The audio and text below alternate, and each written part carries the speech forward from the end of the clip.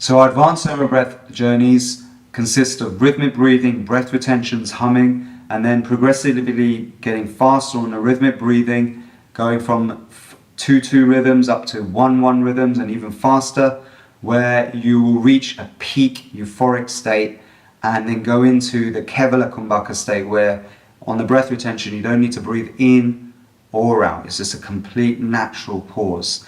And this, if you can hold your breath here for 60 seconds and 90 seconds and beyond, this is when we start to release the SOMA within, and we start to get the flood of SOMA. Now on a normal breath retention, when you hold your breath after the exhale, you should much easier be able to get beyond 60, 90 seconds, and you'll still get those rushes and floods.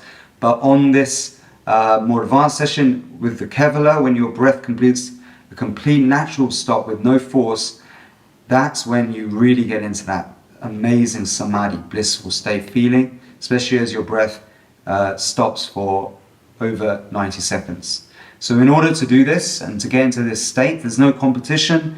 Go at your own pace. Don't force yourself into this. You really need to do a lot of training of other techniques to really get to those long breath retentions. So what I want you to do is just be aware of how you feel, really feel into your body, your somatic intelligence, and do exactly what's needed, because there will be moments which are quite intense, and in these intense breathing phases you may get this contraction where your fingers contract up like this, your mouth might even contract, and may feel a bit scary at first. And this is why we recommend doing the more advanced sessions, which are 60 minutes beyond, with only master SOMA breath instructors.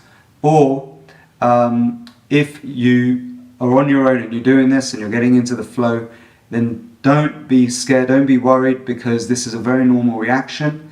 And as long as you keep breathing along with the rhythm, you'll be able to breathe through that tension. And actually, after several sessions, this contraction feeling actually starts to fade away. However, we don't recommend you do the more advanced breathing sessions for regular use. This is for special use as part of a protocol, or to have a peak experience, but it shouldn't be something you do every single day, because as it's hyperventilation, we don't want to create harmful effects of hyperventilation. We're doing controlled hyperventilation here, and therefore we must respect the power of this breathing technique. That's right. So what you're going to be doing to do the more advanced rhythmic breathing parts is, again, make sure you're in a comfortable place. You're either sitting up like this or lying on your back with a back straight. And what you're going to do this time is imagine your nostrils are now in the area of your sphincter, and you want to be breathing in, but not sucking in your belly as you breathe in through your nose. You're not doing that as you contract the pelvic floor. You're actually going to keep diaphragmatically breathing and then into your chest like this. And you can also use your hands and contract your hands up. And what you're going to be doing on your exhale is letting go of the tone, a sigh of really good blissful feelings, which you'll naturally do. With no force, just gravity brings your exhale down with that sound. And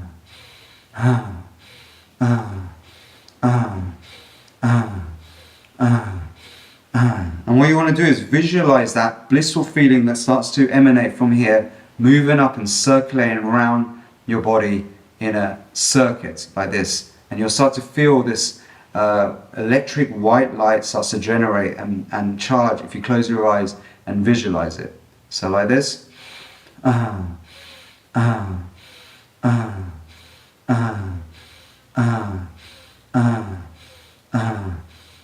And as it gets faster, you're going to actually do only slight inhales. So slight inhales through your nose and more emphasis on the exhale. So your breath is quite subtle through your nose.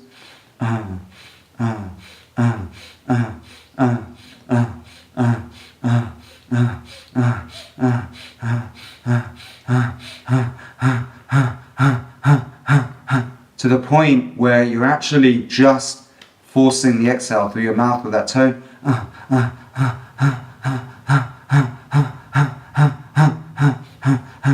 And you may have a slight breath coming in through your mouth, but not a big gasp. That's wrong. It's just a slight which is a natural inhale after that forced exhale with the sound. So you're going to be doing that until you're given the command, and the music will have the beats break down, and then they break down, and you'll just go into atmospheric music where you'll be instructed to breathe in, squeeze and contract the Ashwini Mudra, let go,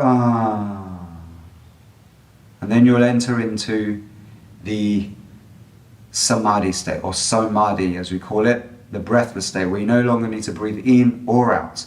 And when you can hold your breath here for 60 seconds or more, and as we go towards 90 seconds of no need to breathe at all, that's when we start to really create floods of this SOMA from within.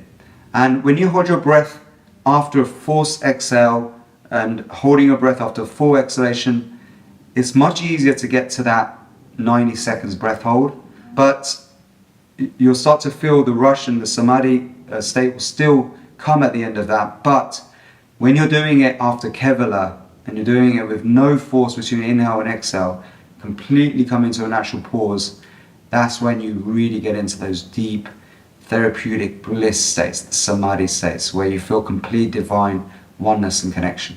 That's right. So, just to recap, you're going to be rhythmically breathing in through your nose always, letting go, contracting the Ashwini Mudra on the inhale, where it will build up slowly for a 2-2 rhythm, then a 1-1 rhythm, and then even faster rhythms with forced exhale, and then going into the blissful state. That's right. So, enjoy the experience. Much love. Peace.